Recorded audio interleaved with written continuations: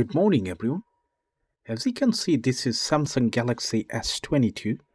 The screen is completely shattered. So today in this video, we're going to replace the broken screen with genuine official service pack screen replacement.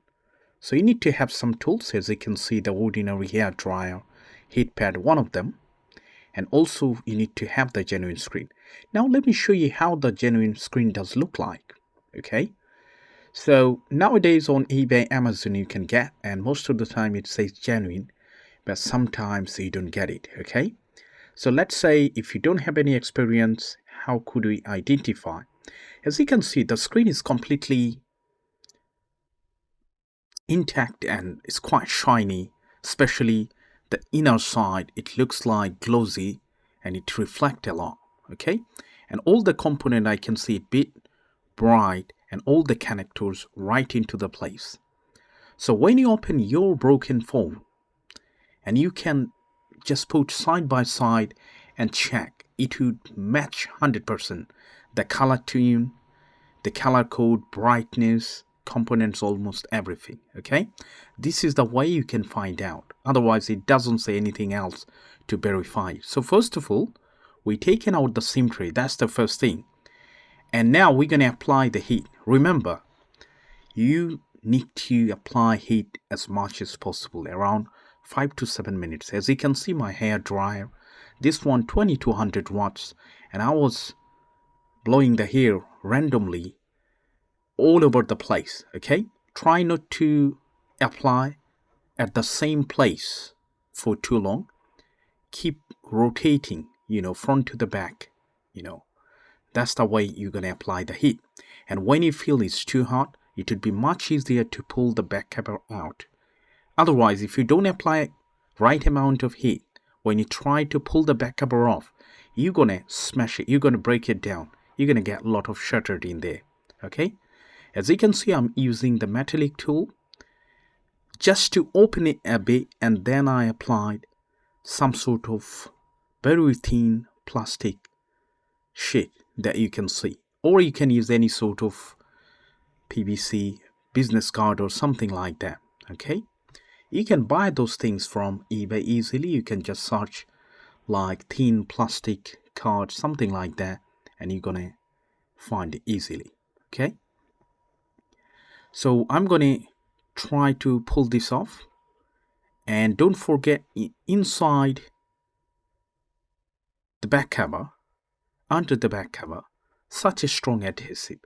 Now if you have any question, like let's say if you replace the screen, would it be any more water resistant? I would say absolutely not. Okay, once you taken out the inner board, apply into the new casing, it's not going to be any longer water resistant or waterproof. Okay, so you have to be careful, first thing. And now what are you going to do? Once the back cover has removed, we're going to keep it in a very clean environment, because don't forget there is the camera lens pre-installed, and try not to touch on the camera lens. Okay, what would happen? That would permanently damage the clarity of the camera. Okay, and you can't clean it like it was before. And thanks to Samsung, they always use same sizes of screws, so you don't need to keep the screws organized like iPhone, because iPhone always use all different sizes of screws to make you confused and not friendly for third-party repair. So once all the screws has been removed, we're going to pull out the actual NFC wireless coil and the mid frame, and then we'll try to find if there's any screws on the motherboard and also on the charging board. If you see any screws, please take all of them out. And first of all, before you touch any other component of the motherboard, try to disconnect the battery first. This is the first thing. Remember, if you don't, you might damage the phone permanently. Okay, so let's take the mid frame off and the NFC, and always try to find if there is any sort of connector or the screws that you might not removed already. Okay,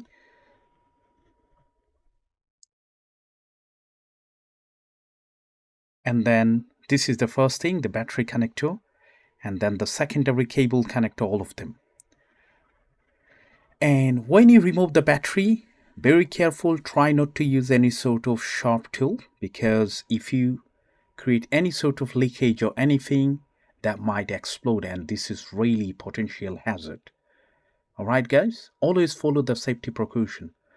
To perform this replacement, it took about 40 minutes for myself. So if this is first time in your life, that might take hour and a half. Don't be stingy with the times. Make sure you reserve plenty amount of time if you want to get it successful. And when you pull any sort of board out, very careful. When you push it down, also try to be careful, because this actual motherboard or logic board, they are not strong as iPhone one. Those PCB are really thin, so if you push hard, you might damage the internal board permanently and you're going to lose everything. So now you can see the actual housing. I can see same brightness, same shiny as the original replacement, and this is how you can figure out if your replacement part is okay or not. So this is the top bracket of the power switch. Pull this out, and then also we need to remove the volume button and power button, which is a bit tricky. It was not that easy. I had to play with it, push it from inside to outwards to take this out like that. And when you push with any sort of tweezer or sharp tool, be careful, try not to damage the actual knob of the power button and volume button. It might take a little bit of time. Just try to figure out how to pull out. And once everything has removed, we will try to pull out the battery. Now here is the challenge. When you pull up the battery, don't forget this battery attached to the housing with such a strong adhesive.